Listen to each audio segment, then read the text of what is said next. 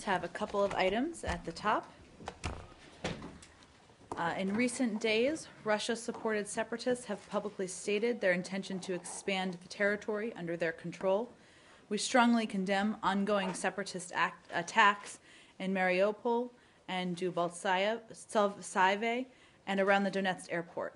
Any attempt to push further into Ukraine would be another violation of Ukraine's sovereignty and territorial integrity and a gross violation of the Minsk agreements signed by Russia, Ukraine, and the separatists.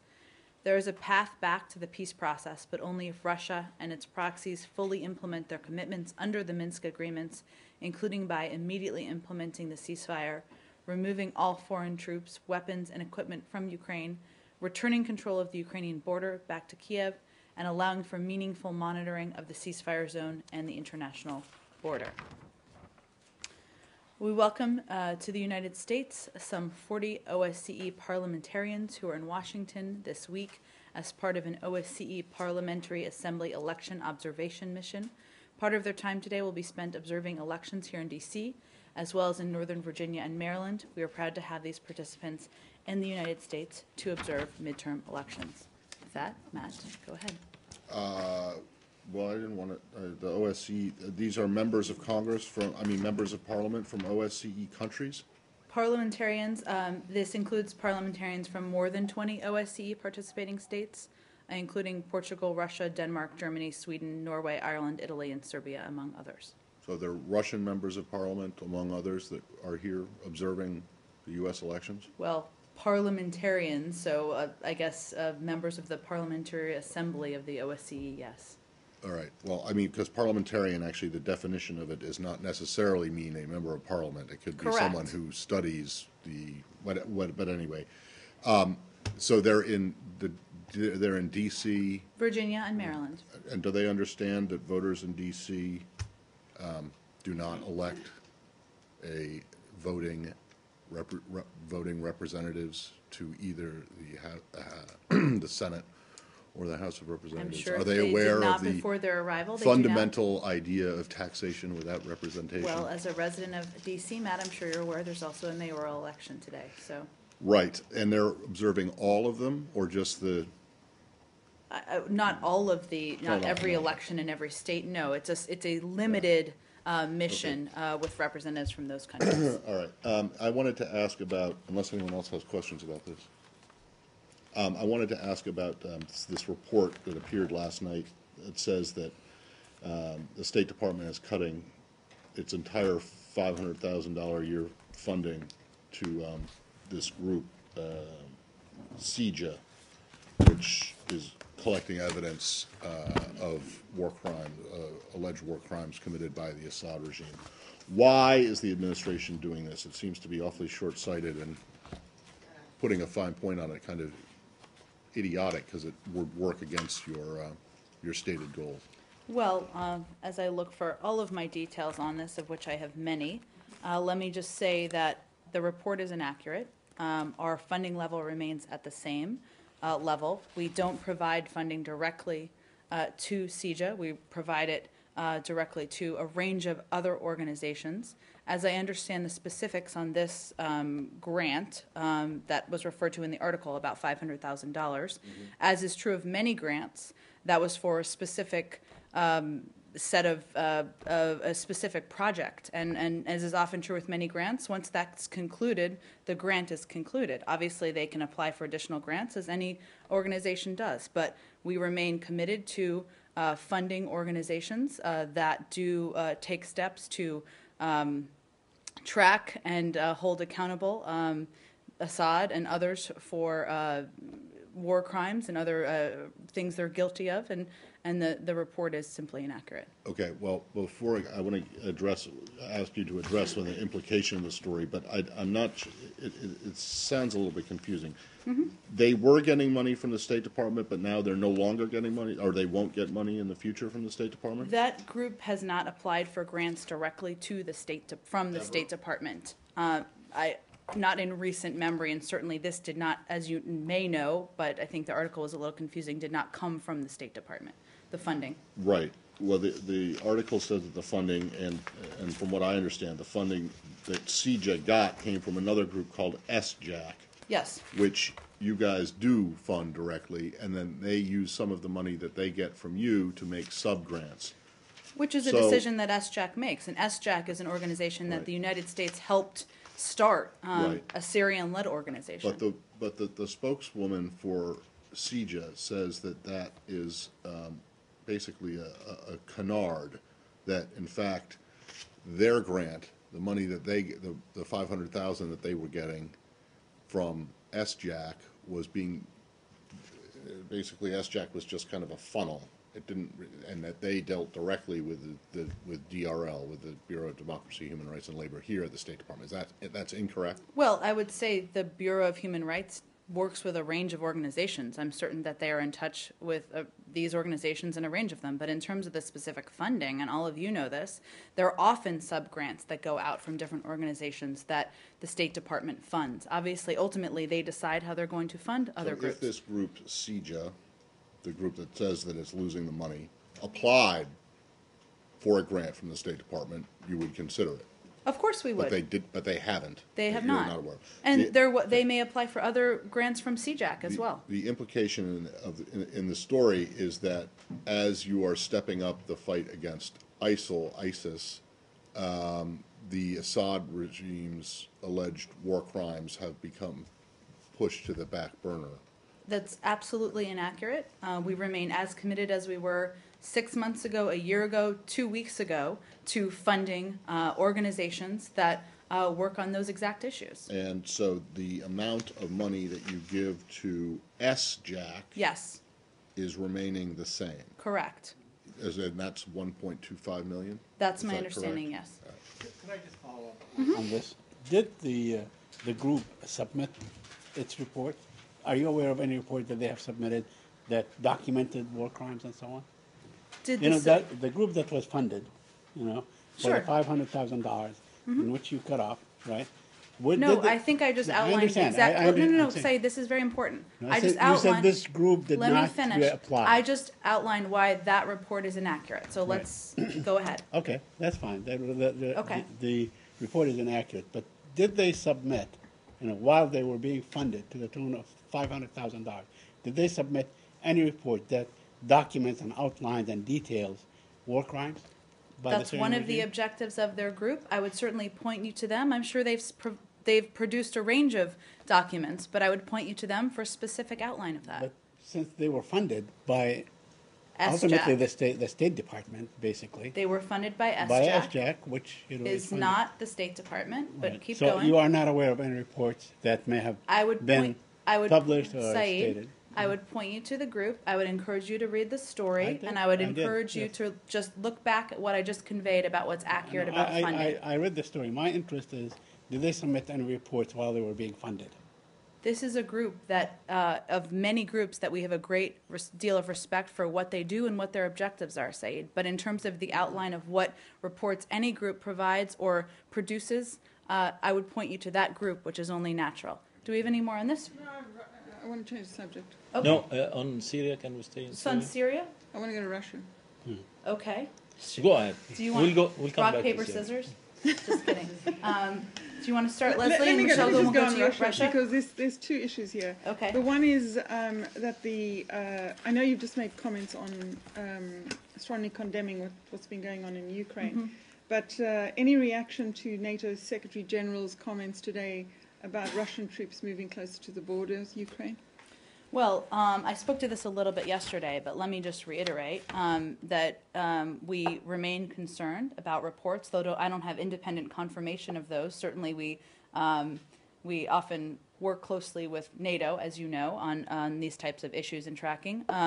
But we are concerned about any reports that Russia is taking escalatory actions, of which troop movements would certainly be one of them. And that would certainly be a violation of the Minsk protocols, of which we continue to press all parties to abide by.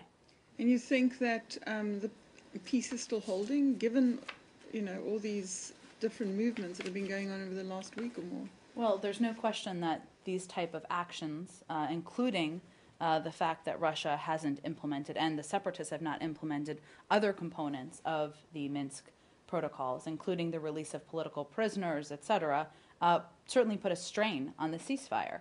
But we believe that the ceasefire is and the Minsk protocols that have been put in or have been agreed to is the best mechanism for a path forward. So we will continue to work with both sides. I will note, of course, that the Ukrainian government has gone to great lengths to hold up its part of the Minsk agreements, while Russia and Russia-backed separatists have continually disregarded their own commitments. And then there's reports today, the White House just said that they regretted Russia's decision not to attend initial meetings last week for a 2016 nuclear summit.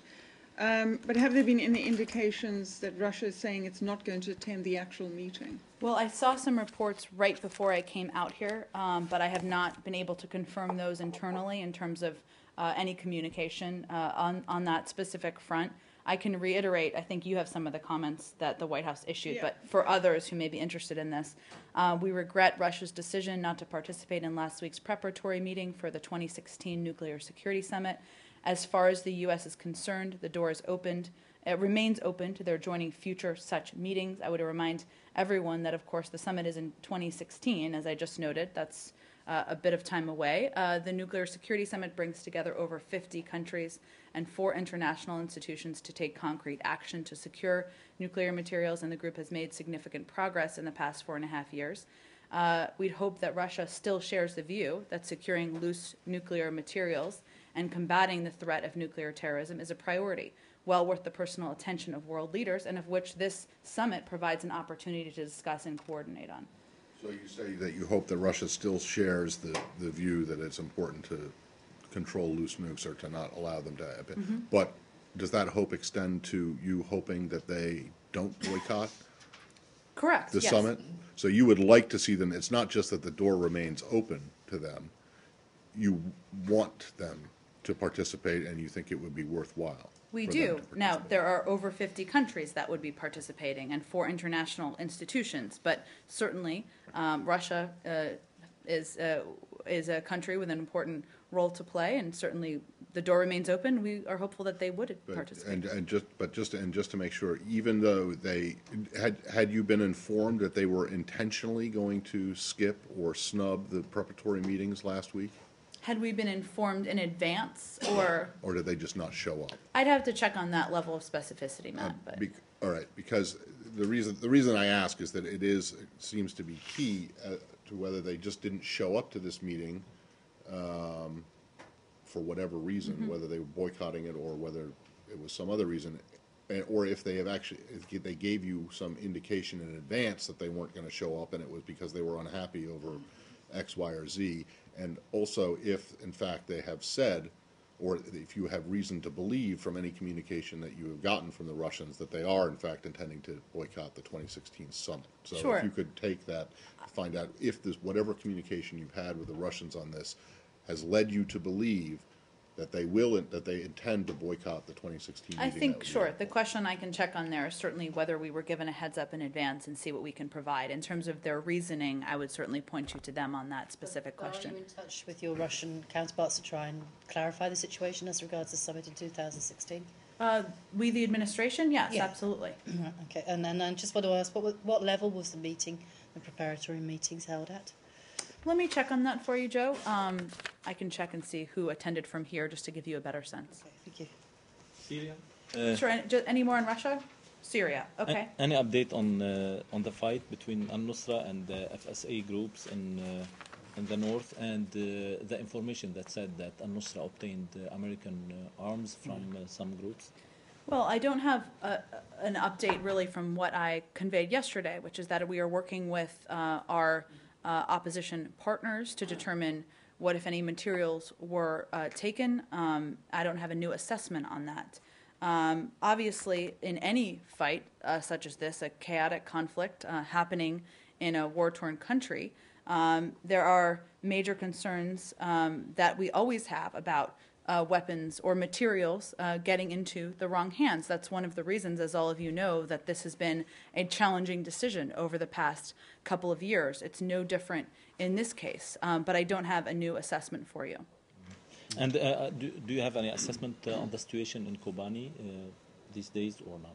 I don't have a new battleground assessment. I think my colleague over at Department of Defense is briefing today and may have a better assessment of that. Syria, Scott, go ahead. Can you bring us up to date on the status of the U.S. humanitarian assistance? In terms of how much humanitarian assistance we've provided? And to whom? In Syria and Iraq? Sure. We have quite a bit and a great number of fact sheets on these specific points. We remain the largest humanitarian donor. I'd have to get around to you all the specific numbers, but just to make sure I know what you're looking for. What the United States has given to organizations through the UN as well as to countries in the region? Yes, it's one of the 5 parts of the anti-ISIS. Yes. Right. Yes. I will get you an update. To yesterday's meeting chaired by General Allen for the coalition. I know that you issued a statement late yesterday, and so on. So that focuses on maybe like 5 areas. You know, one of them is it puts the emphasis, or that's what I heard, puts the emphasis on Iraq first. What does that do to, let's say, your effort in Syria in terms of training, equipping, and perhaps sending ground forces at one point or another? Well, in the 5 lines of effort, I wouldn't describe Iraq first as one of the 5 lines of effort. The 5 lines of effort have been what they've always been, or they've been for some time. So military assistance, foreign fighters, counter-financing, anti-ISIL, delegitimizing ISIL, and humanitarian assistance. Iraq first means that we knew that the presence and the threat of ISIL posed a direct threat and a strong threat to Iraq. And over the course of the last several months, if we just take a quick step back, we had to proceed with a strategy to help the Iraqi leaders form a new government. That was going to be needed in order to bring other Arab countries and Arab leaders into the fold. And we needed to work with the Iraqi security forces to assess what their capabilities were to take on this fight. Those are processes that have been ongoing, as you well know, and we needed to help empower, equip different forces within Iraq, through the Iraqi security forces, to push back on the fight. That doesn't change the fact that with Syria, we've obviously taken a range of steps. We've done dozens of airstrikes to take on the threat of ISIL there and go after the safe haven that ISIL has had over the last couple of years. But the Iraq first formula seems to assign a great deal for Iraq in terms of everybody talks about the spring offensive or putting the emphasis there. We don't know what the American role is going to be other than, let's say, advisors and that will accompany the Peshmerga and the Iraqi security forces and so on.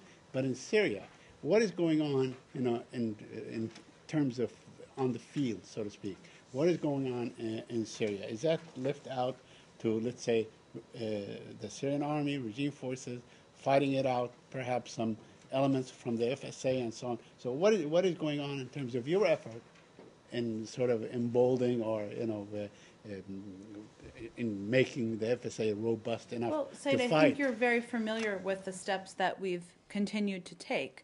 Obviously, we've increased the scale and scope of our assistance to the moderate opposition. We passed a train and equip program that will begin to implement, or working with partners in the region to continue to support and boost up the opposition. And of course, we're also taking airstrikes in Syria, and we've welcomed other countries who've done the same. So we're continuing to build on all of those components. The reason I ask this is because spokesmen or alleged spokesmen for the Free Syrian Army are saying they're not receiving anything from you, that what they hear is a great deal of talk and nothing really tangible that they can say they point to.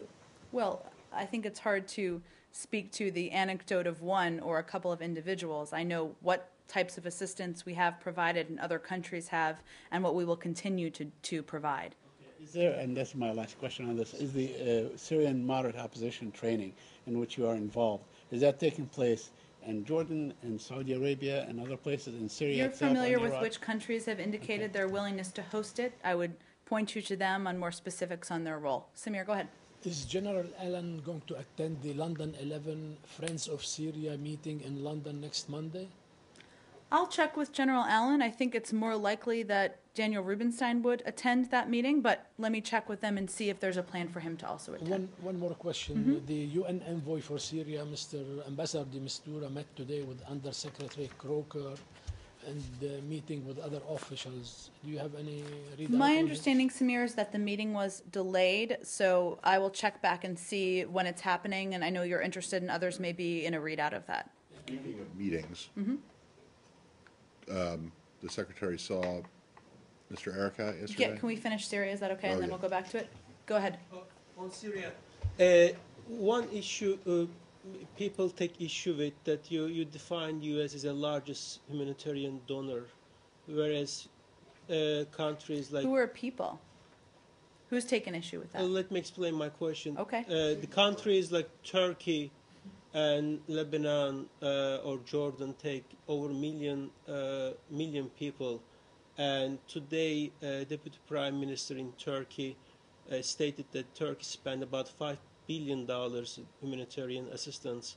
I'm not sure if you succeed this number, $5 billion, or how do you define this?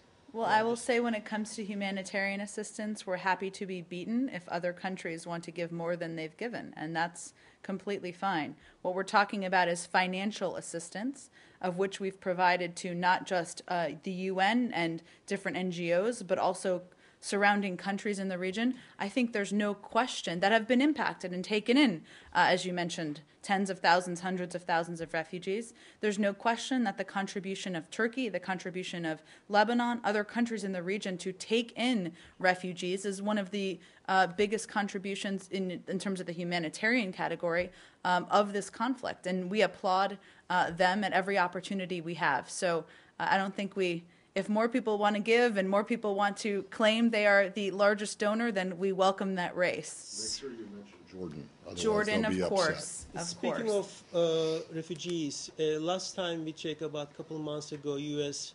has admitted about 63 Syrians.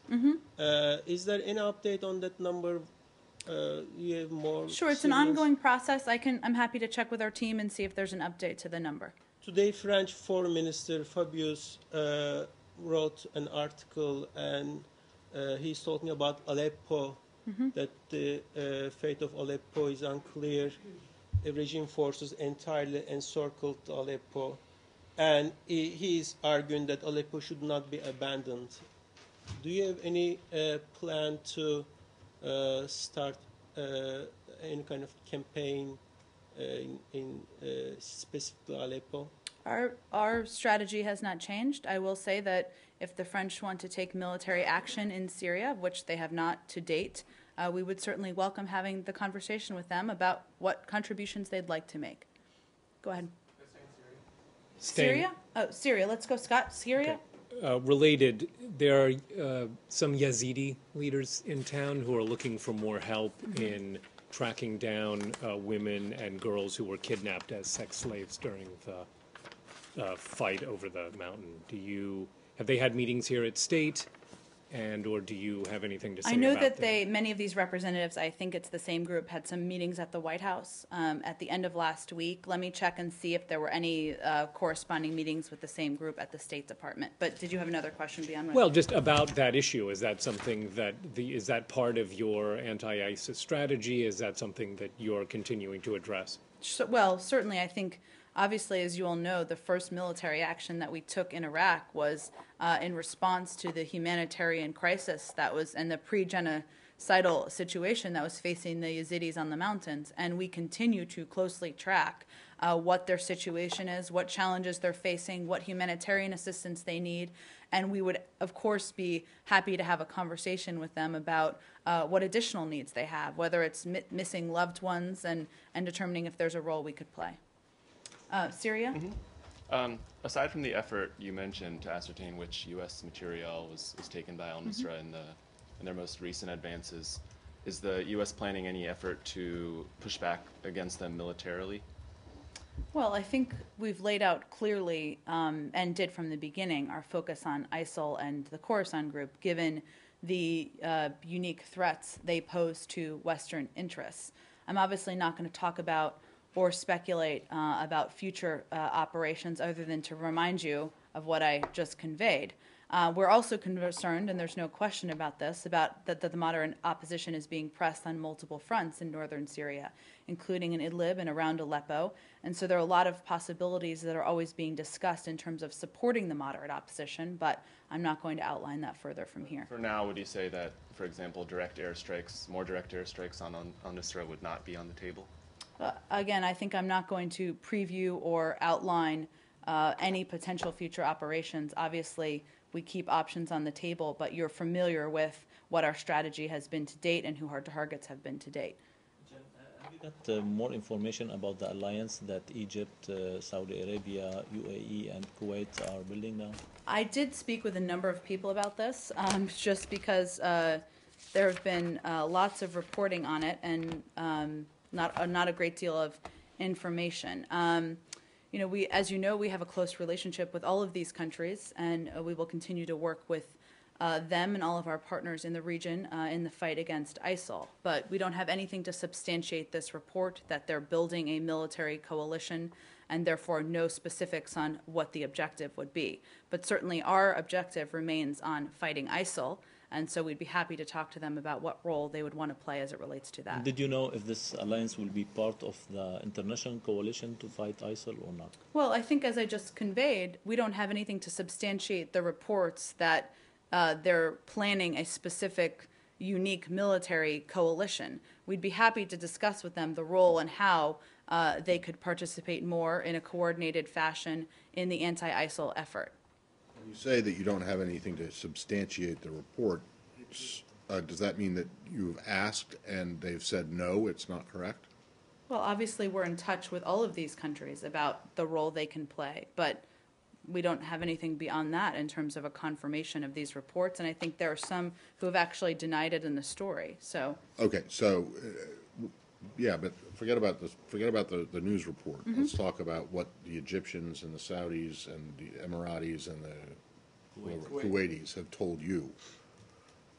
Have they said that they're thinking about starting some kind of a military alliance or Matt, we have a range of conversations with these countries, as you know, but in terms of a specific plan with details to form a coordinated military coalition between the countries, no. Right. Well, I think that if you go back and read the story, it doesn't say. It says that they're in discussion about that element of it, but that they're forming this their own potentially non-military alliance already, or that's what's most advanced. So, well, but it's quite apart from the military part, the military forming as a strike force or something like that. Have they told you that they are interested, those four countries, in banding together in their own? I'm just not going to have block? anything more. Just to convey, we have a range of conversations with them, but in terms of the specifics of the planning of a military coalition, there's not specifics to offer at this point, nor have they provided them publicly. Be kind of strange for these countries, and especially Saudi Arabia, that is part of the coalition and conducted air raids against ISIL already. Wouldn't it be strange for them to form a rapid deployment force, in essence, that is, for them to pursue ISIS almost on their own, like a new coalition? Would you find that strange if they were to form this? I wouldn't categorize it that way, Saeed, but there aren't details here, so I'm not going to speculate on a hypothetical. Conflict with the current... I'm not going to speculate on a hypothetical. Are you, just to be clear, you don't know about the meeting, though? Which meeting? The one that they're referring to? In the story about Yeah. a meeting between the countries? Yeah. I don't have more details Oh. on that. I would point you to Okay. the countries on that. In general, do you support such alliance, Jen? We don't have more details, and we don't have any substantiation of the reports. We do support their role in the coalition, and we certainly would be happy to discuss with them how they could continue to do that. Turkey? Yesterday, Vice President stated in an interview that actually he did not apologize to President Erdogan. Do you have any? So the statement came out from White House. Then it clearly indicated that Vice President apologized, and last night he says he didn't. There's a confusion. Is there any way you can clarify this? I would suspect my colleagues at the White House may be addressing this question. I would point you to them. So is this non-apology would cause any kind of diplomatic problems with Turkey at this moment?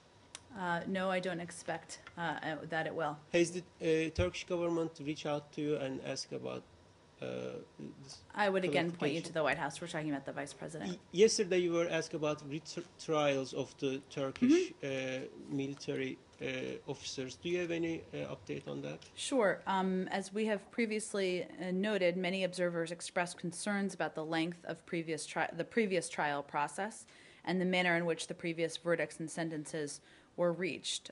We continue to call on Turkey to meet the highest standards of transparency, timeliness, and fairness in its judicial system. As you know, this new trial is just starting, so we will see, and time will tell if those standards are met. Last question. There is a new survey just released, I believe yesterday, by Pew, and it says that U.S. favorability in Turkey is like all-time low. Do you have any comment on that? Why do you think U.S. is not perceived? Well, I saw the article. I don't have any specific comment on it, although I don't believe it said that it was at its all-time low. I think there were some graphs and charts one of the in there. lowest. One of the lowest in recent years. I don't have any Going- specific comment on it. U.S. approval rating for Turkey. Do you have anything to? I would just say that polls aside, Turkey remains an important partner of the United States, an important partner in our efforts to defeat ISIL, and a country we work together closely on a range of issues. You need more to reach out to Turkish people to explain yourself better. I would say we have a strong and broad mission in Turkey, and one that we continue to put energy, resources, and some of our best people in. Can I go to Arakat meeting? Sure. With the secretary? Can you? Well, first, can you just tell us what it is that they talked about? Sure. And then I will go to some in the back. Specific as possible. Okay. More specific than possible. Okay. It was a long meeting. Yeah. It was a long meeting. They met for several hours. You waited. Saeed. Sorry, I just want to get all the details here. They met last night. Majid Faraj was also in the meeting, just so you're all aware. They discussed the tensions in Jerusalem and the importance of maintaining calm, the fact that both sides need to do more on that front. The Secretary reiterated the United States' opposition to unilateral steps by either party that attempt to prejudge the outcome of final status negotiations. They also discussed the latest developments in Gaza, next steps in reconstruction, and the possibilities on the way ahead for Middle East peace. I asked you yesterday about the whole calm and incitement issue, and you said that Prime Minister Netanyahu had shown great leadership in having the site reopened, and also calling for calm. There are some in Israel, actually many in Israel, and their supporters here who are quite upset about this letter that President Abbas sent to the family of the man who was allegedly behind the shooting of the American citizen on the last week. In this letter, President Abbas says that the alleged shooter who was killed by the IDF was a martyr, assassinated by the terrorists of the Israeli occupation army, and he will go to heaven as a martyr defending the right of our people and our holy places. Do you have any reaction to that? To that letter, that language? That does not appear to be non-insightful. Well, as you remember from last week, we obviously condemned the shooting of the U.S. citizen outside in Jerusalem. We continue, as I just noted, to believe that both sides can do more to exercise restraint, refrain from provocative actions and rhetoric, and make clear that violence is unacceptable. That's the standard we believe both sides should meet, and that was not met at all by this letter. Okay, so do you know if this came up with Mr. Arakat yesterday? I'd have to this check, specific I'd have issue? to check, Matt, on that specific question. And when you say that the standard was not met by this letter, that means that while you're praising Prime Minister Netanyahu for his leadership in this, does that mean that you find Abu Mazen, President Abbas, to be lacking in leadership on this issue? I wouldn't convey it as broadly as that. I mean, he speaking signed the letter. I'm speaking specifically to the letter. I was speaking specifically to some comments that Prime Minister Netanyahu made this weekend. But there are actions both sides have taken that have been, increasing the rhetoric and increasing the tensions on the ground. And so that's why both need to do more. All right. Well, let me just get the overall. You're disappointed by the letter in general, but specifically, do you believe that the Israeli, the IDF, is made up of terrorists? No, we don't. No. And then, do you believe that someone who was accused? I don't know if it's beyond. He was never convicted, obviously, but the Israelis certainly believe that he was responsible for the shooting of this American citizen. Do you believe that shooting someone, an Israeli a rabbi, is at the Temple Mount, is defending the right of our, meaning Palestinian people, in holy places? I think we've spoken to this. We condemned the action, and I think that speaks to how we view the incident. The brother of Mr. Glick has complained that the embassy or the consulate in Tel Aviv / Jerusalem has not been particularly helpful to them. Do you have any kind of response to? Well, I referenced this, but it's important to note that when these events happened, we put out, the Secretary himself spoke to this and condemned the actions. As you know, we have no higher priority than the protection of United States citizens living overseas, and we take our obligation very seriously. The U.S. Consulate General in Jerusalem made several attempts to contact Mr. Glick's family, and only today, Tuesday, we're able to make contact with one family member. Obviously, the Privacy Act prevents us from discussing too many details, but those are the facts, and certainly we will continue to provide all consular services that are available. Has a consular officer visited Mr. Glick in the hospital? I don't have any other details beyond. Has he been we given have reached out for several days now. Has he been given the opportunity to sign a Privacy Act waiver? Do you know? I think I'd have to check on that, Matt. Are you aware of the circumstances in which Hijazi, the alleged shooter of Mr. Glick, was killed? Are you aware of the circumstances? There's obviously, as you know, an investigation into that specifically. Are you Saeed, aware but that he was actually taken to the roof and shot 20 times? I don't have more details, well, and okay. I would caution Are you from making conclusions before the investigation is Are you concluded. aware that Mr. Glick is one of the most intense provocateurs that keeps leading people into the harm street day after day? Are you Well, aware of Saeed, that? we're aware of his background, but that doesn't change the fact that he is a U.S. citizen who was killed in this case, and we certainly condemn the I action. want to ask about the meeting last night. I saw Mm-hmm. Negotiator Arakat outside, and very Good briefly, last name. and Get it? he briefly told me that they are intent on pursuing the UN effort. So he apparently told that to Secretary Kerry and Mr. Frank Lowenstein, who was with him out there for a minute. So can you confirm that the Palestinians will I go think forward? he conveyed that to you. I have nothing to contradict that. I would just convey that, as I mentioned earlier, the Secretary reiterated the position of the United States, which is opposition to unilateral steps by either party that attempt to prejudge the outcome of final status negotiations. Also, they didn't get into a highly detailed discussion, just so you know, on the specifics. And as you know, nothing has been tabled at the UN. So this is a preliminary discussion, and obviously having it back and forth and hearing from them is part of the reason to have a meeting. Okay, so the Palestinians are claiming today that they have an eighth country ready from the Security Council to support their efforts. So they need one more country. Are you aware of that?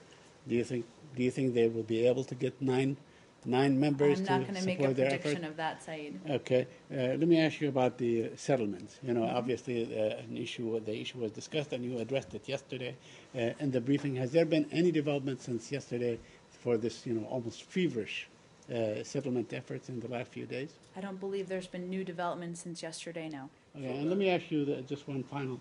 Are you aware of a letter that a number of generals, Israeli generals and officers and so on, signed calling on Prime Minister Netanyahu to show flexibility in this effort? Well, I think that's an issue to ask the Israeli government about, not the United States. Sorry, your answer to the penultimate question on have there been any developments on the construction or settlements? Does that mean the administration is still contemplating what consequence Israel's decision to go ahead with this the will statements bring? I made yesterday stand today, and there's nothing new to add to that. Does that mean, Jen, that the administration has decided that there will not be any consequence for doing what you said flies in the face of their commitment? I don't have anything new to add for All right, you, and then Matt. I just have one more, and this is kind of, I don't know, it's raised some attention, but it seems to be it's a wording issue. There are some people who have noted that you refer to the contested holy site in Jerusalem as Haram al-Sharif / Temple Mount, whereas in the past it has been referred to by your predecessors as Temple Mount Haram al-Sharif. Is there any reason for the placement order of what you call this bifurcated? There is not any reason. Okay. So and it's there is- interchangeable in your mind, even Yes. though the argument that the Israelis make is that they say the Temple Mount was there first, so it should go We use first. both names for That's a their reason. argument, but you were saying that there is no implication in terms There's of no policy of this, implication, no. and you can On the flip policy, them no. around. All right. Sorry, Jim. Were there any meetings today between Mr. Lowenstein and Saab Erekat? I can That check you're- with Okay, Mr. and Lowenstein my last and question, I see. promise. He also said that the UN effort does not conflict in any way with any other effort, such as direct negotiation. Do you agree with him? Well, I think, again, our view remains that we would oppose any unilateral steps that attempt to prejudge the outcome of final status negotiations. And as I just noted as well, obviously the discussion last night was not highly detailed, and there isn't currently a proposal tabled at the UN, so there aren't a lot of specifics out It there. wasn't highly detailed. It About went on this for- particular issue. Oh, and that's About this particular issue. Obviously, it was a multi-hour meeting, so certainly there was Hopefully a they great talked deal of about details something about a other range than of the issues. weather. So what was the main thrust of the discussions then? For it was more than 3 hours. It covered all of the issues that I just mentioned. But did you mean that the secretary didn't ask Mr. Arakat for not going to the UN Security Council? He conveyed our well-known view on this particular issue. But didn't say, do not do it.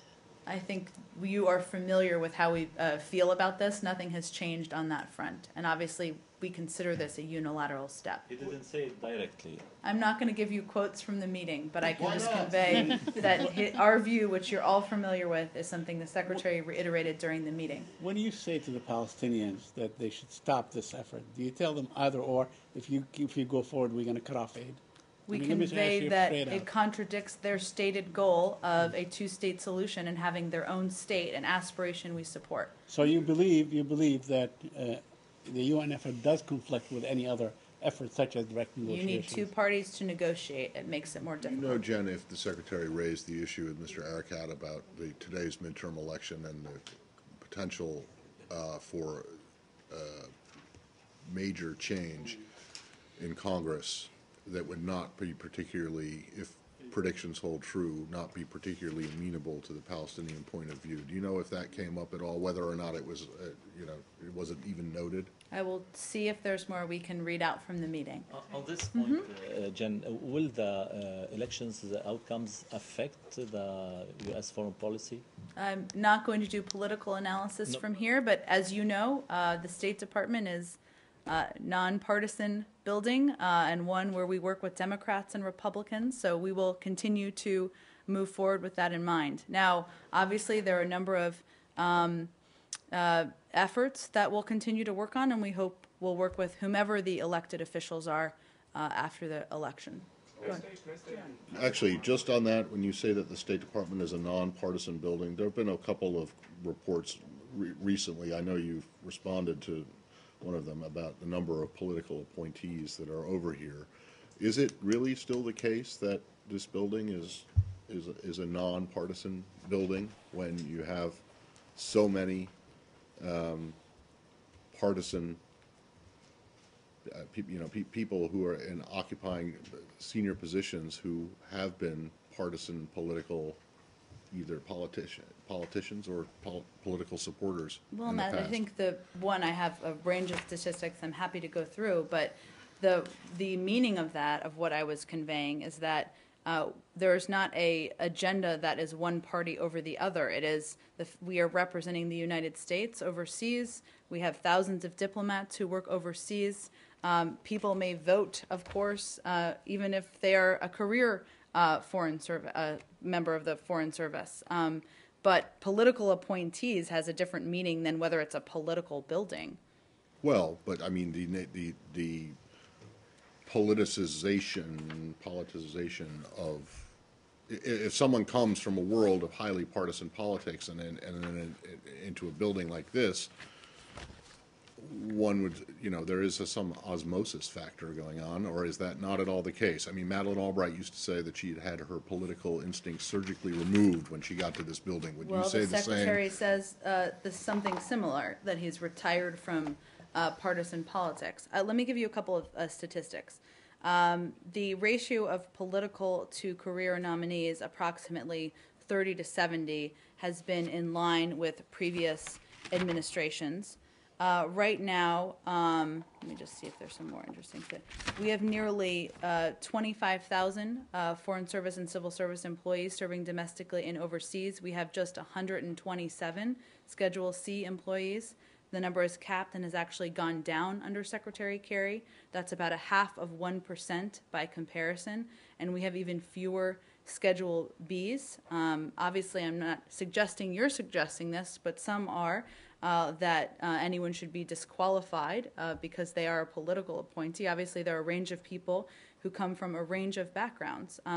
Also, Secretary Kerry has built his senior team with more Foreign Service officers in leading assistant secretary positions than at any time in recent memory, with regional assistant secretaries for Asia, Africa, Europe, and Near East all being Foreign Service officers. And so I would say statistically and mathematically, I'm not sure the criticism stacks up to the facts. Well, but you're talking about the secretary. I was under the impression that these people who were nominated by the White House. At least that's the line we get from the podium every time we ask about personnel I decisions. just touched on that a little bit earlier, though, in terms of the 30-70 balance in terms of ambassadors. I was speaking separately about employees and the statistics with employees. Right, but this is not so much, I mean, I think people who are, the people who are criticizing this, if they're criticizing Secretary Kerry, are perhaps misplaced. Their criticism is misplaced because it is, in fact, the White House and the President who chooses these people, is it not?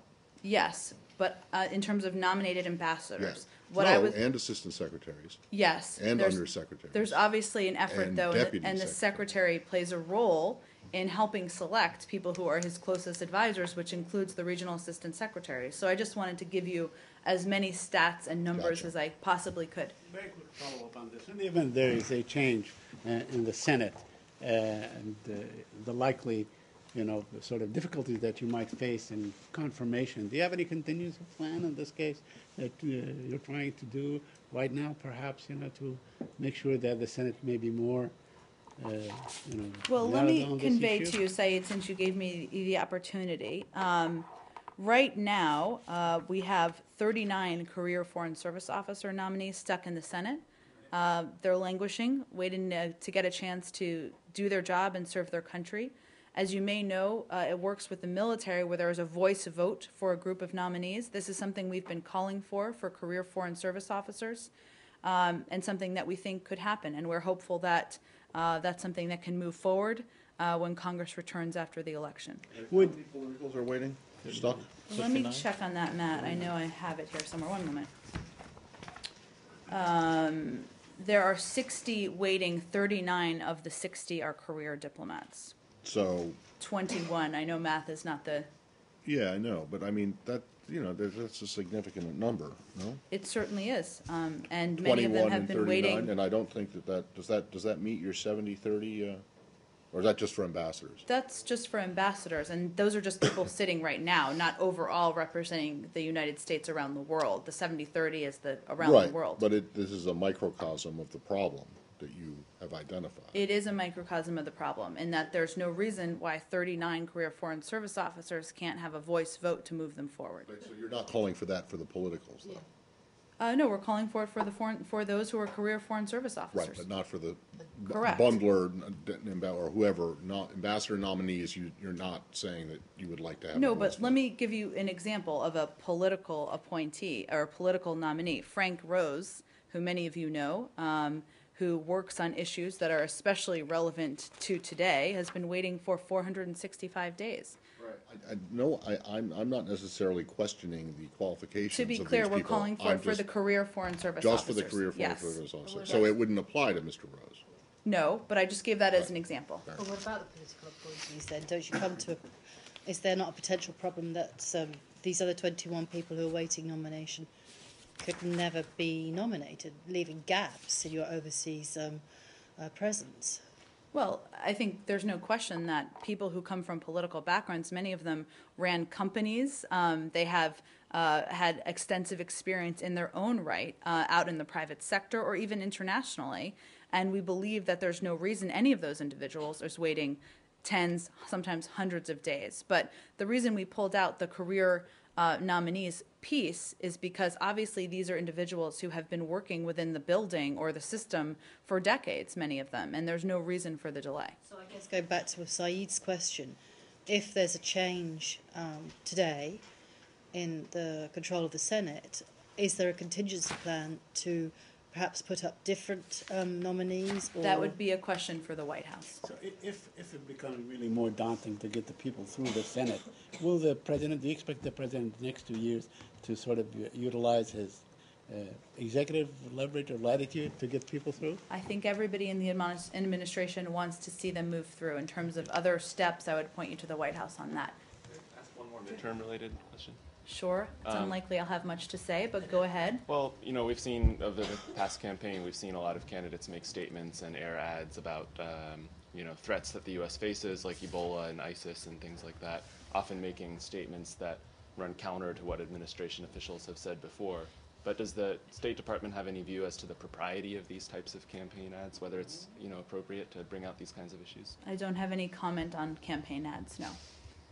Go ahead. Yeah, change the subject on Okay. North Korea. Do you have anything on the Kenneth Bae's family sent a letter to North Korean authority for the release of their sons?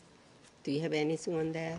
I would just convey that we continue to use every resource at our disposal to bring Kenneth Bae home to his family. As you know, we have asked for a release on humanitarian grounds. We remain in close contact with the family, and that remains a top priority for us. Have you reached any contact with the Swedish ambassador, Liz Nee? Well, they're of course our protecting power, which I know is why you brought them up, so we do maintain a line of contact with them, yes.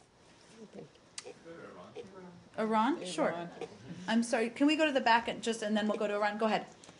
An Iranian website that is dedicated to the P5+1 talks with Iran. An Iranian website? Website. Okay. It's not a news agency. It's totally dedicated to Iran and the nuclear talks and Iran becoming nuclear.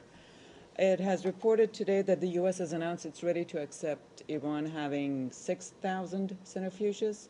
Have you heard of any developments in the technical experts talks? Well, as you know, the technical experts talks are ongoing. Obviously, there hasn't been a conclusion. Nothing's agreed until everything's agreed. I'm not going to comment on any proposals or reports being discussed out there. Obviously, our view continues to be that we're not going to accept any arrangement we can't verify, and we won't make any promises we can't keep. So I would just remind everyone that there are a range of audiences, including for Iranian websites, or the comments of leaders in Iran to put out different reports or analysis. But It's still since your it's position that no deal is better than a bad deal. Correct. But is it not the case that the criteria or the standard for a bad deal or conversely a good deal has changed in the negotiating? I would disagree with that. What do you mean specifically? Well, the idea of 6 or 4 or 8,000 centrifuges seems to be a concession on your part, and I'm not sure what the concession from the Iranian side would be. Well, I didn't obviously confirm any of those reports, Matt. I would just convey that the goal from the beginning has been to block Iran's potential paths to a nuclear weapon.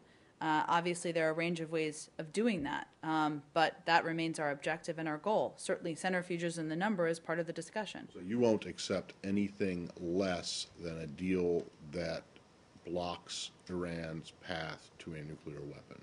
Well, this means preventing Iran from producing fuel for a weapon with either uranium or plutonium. Obviously, there are a range of factors that are being discussed, but I don't think the objective has changed. Okay, so anything that falls short of that, or has the potential to fall short of that, is unacceptable to the U.S. Is that correct? Well, I'm not sure what you're getting at, Matt. Well, I mean, people who have been watching the negotiations as much as anyone outside of the negotiations can watch or know about them suggest that you are, in fact, about to, or you could be about to accept a deal that does not meet your own original standard for what a good deal or what a not bad deal is. We're not accepting no deal remains better than a bad deal. That hasn't changed. There are a range of issues that are being discussed that we're certainly not going to outline from the podium. Can I ask why it was decided to hold the next political directors' talks in Muscat and then go on to meet only a few days later in Vienna? Why? I understand the secretary is going to be in Muscat. Was that the only reason, or was it just because Oman's a kind of out-of-the-way place and you won't have a lot of world press camping on the doorstep trying to find out what's going on? Well, Oman has been involved in these talks in the past by hosting a variety of meetings. They've played a helpful role, which we greatly appreciate, but I don't think there's any more. We're bringing an entire plane of reporters to Oman, so certainly they will ask questions. But you'll be leaving before the political directors' talks start, then the following day on the 11th. That's correct. With the political directors from all the countries involved, the P5+1 or the E3+3. And obviously it's a pivotal time in the negotiations, but clearly, as you know, regardless of where they are, there's little that is briefed out from the negotiations as they've been going on because of the decision to keep these as private as possible so that they can be productive. So is the plan to have 1 day or 2 days in Oman and then a break and then go to Vienna for the 18th? I think we have to see how the negotiations go, and obviously the EU and others leading these will make a determination about whether there will be any further days or technical talks or whatever may need to be required. As you know, they announced that the P5+1 political directors will be meeting in Vienna from the 18th through the 24th, so that remains, but...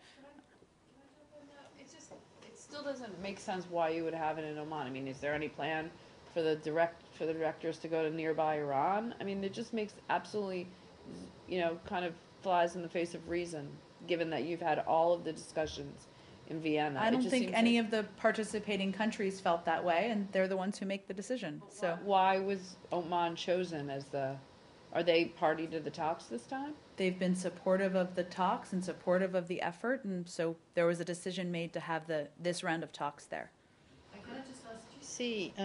Presumably you have seen the scenes out of Tehran this morning. It's the anniversary of the embassy takeover, and there was a lot of scenes of people with flags and shouting the usual kind of "Death to America" things. What's your general reaction to this? Is there do you feel that there is an atmosphere in Iran where they're willing to accept any deal with the Americans or not? Well, I think I'm not in a position to do analysis of the political situation in Iran other than to convey that obviously, as you know, over a year ago, the people elected a president who promised to change the economic situation and the dire straits they all felt they were in economically. Obviously, as we all look back to what happened 34 years ago, did I do my math correctly? 35 years ago, I'm sorry. And the impact that had on badly rupturing American-Iranian bilateral relations and the severance of diplomatic ties that followed. puts into focus what we're trying to do now, which is, work out a deal where we can prevent Iran from acquiring nuclear weapons, from a nuclear weapon, and seeing how the relationship can move forward. Does it disturb you, though, to see that some of those feelings are obviously still... Of course, the memories of what happened and the fact that hostages were held for 444 days, 35 years, disturbs any American who remembers. But I mean, today... It's not the memory it's today that she's asking about. Yeah. I know, but that brings up the memory. Yes, Yeah. it brings up the memory. Yeah, but I mean, if you today see they've- thousands of people, whether it's larger or smaller than it has been in the past, thousands of people in the streets burning American flags, burning the Israeli flag, screaming death to the U.S., and, reprising the Great Satan in the middle of this nuclear negotiation, does that not give you any kind of pause about who it is that you're dealing with? This is the Iranian government is one that can essentially turn off or turn on this kind of a protest, and Matt, they I have think- chosen to keep it on. What I was getting at, and I think I was pretty clear about this, is that obviously the events that happened 35 years ago that there was these protests were related to today, or these events were related to, brings up memories and is disturbing to any American.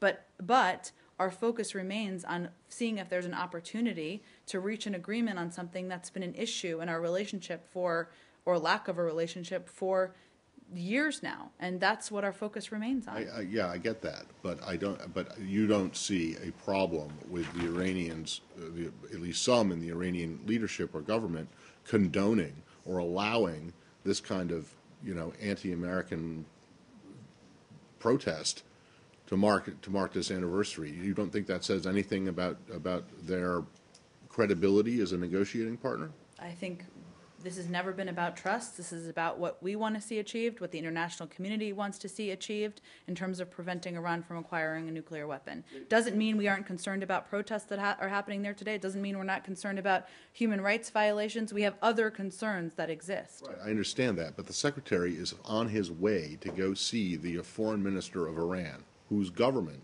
today allowed this kind of a protest to go on with the burning of the flag and the Great Satan and the Death to America Because chants. we have an opportunity to prevent Iran from acquiring a nuclear weapon, which will make the world safer, and we think that's a worthwhile endeavor to continue to so pursue. you're willing to kind of overlook, I'm not saying you're overlooking the human rights abuses or support I for didn't terrorism say I or was anything like we that. were overlooking. No, but you're prepared. You don't believe that the protests that we saw today, even in the context of the ongoing negotiations and the fact that Secretary Kerry is going to meet Foreign Minister Zarif next week, you don't you don't see any I don't know, disconnect there. That's not at all what I said, but we continue to have this, and this falls into the same category. Obviously, as you know, we raise American citizens who are detained when we meet with them. We raise other issues where we have concerns, but it doesn't change the fact that this is a worthy and important objective to pursue. We'll continue to pursue it regardless of events today. Can I just follow up on that? Okay, so it seems like once again you're kind of stovepiping the nuclear issue. You don't think, given that what you're seeing on the ground doesn't indicate that, that there's a chance for, better relations between Iran and the U.S. Even if you were going to get a nuclear deal. Well, we didn't indicate, we're far from that point, Elise. So we're focused on the nuclear issue. We'll see how that works. We're not having a discussion about other issues at this point in time, beyond the ones you're familiar with. Do you think that the Iranian government is behind these protests just to sort of exacerbate the situation? I'm not going to speculate on that. I think Or Matt could was it conveying that. Could it be an indication that there may be a schism within Iran itself, where the clerics or Khamenei We'll say is trying to stoke? We're all familiar with the politics in Iran and the fact that there are some who are more in favor of an agreement on nuclear issues than others. And certainly there are politics in every country, including Iran. Can we get back to just the substance of the nuclear talks? Is there anything you can say about this New York Times report that Russia has offered and Iran has tentatively agreed to transfer stockpiles of uranium there to be turned into fuel rods? Well, one, I think I pointed to the fact that we can't accept in any arrangement we can't verify. Obviously, the Russians are an important partner in the P5+1 negotiations. They've played a helpful role. They've worked with all members of the P5+1 to put forward creative and reasonable ideas that advance our objective. But beyond that, I don't have any other comment on that. But so, assuming that you can verify it, would you welcome such an offer I'm not from going to the speculate Russians? on that while negotiations are ongoing. Do we have any more on Iran? Okay, go ahead. Hi, Jacob Votter with Yomiuri Shimbun. Hi, Jacob. Hi. I have a question about China and South China Sea. This morning, Secretary Kerry stated that the U.S. hopes to effectuate the completion of a code of conduct in the South China Sea. What specifically does the U.S. plan to do to help the relevant parties agree to a code of conduct? Well, I think it's, as you know, it will be a big topic of discussion, certainly at the APEC meetings. The Secretary will attend the ministerial meetings at his level, then there'll be meetings at the leader level after that. So he'll continue to work with countries in the region to see how that can be achieved. All right. I have one more, and I can't, since we started so long ago, I can't Okay. remember if your opening statement on Ukraine or on Russia had anything about the swearing in of the Prime Minister of. Did you have any comment on that? Other than to convey that we don't, I can reiterate what I conveyed yesterday in Okay. terms of You not don't have anything recognizing the new spe- leaders. there's I don't have nothing anything new. Specific.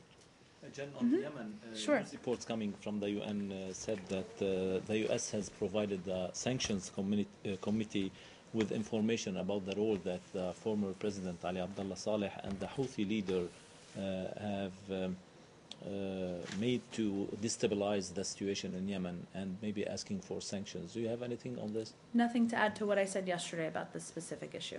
Do you expect anything today from this committee?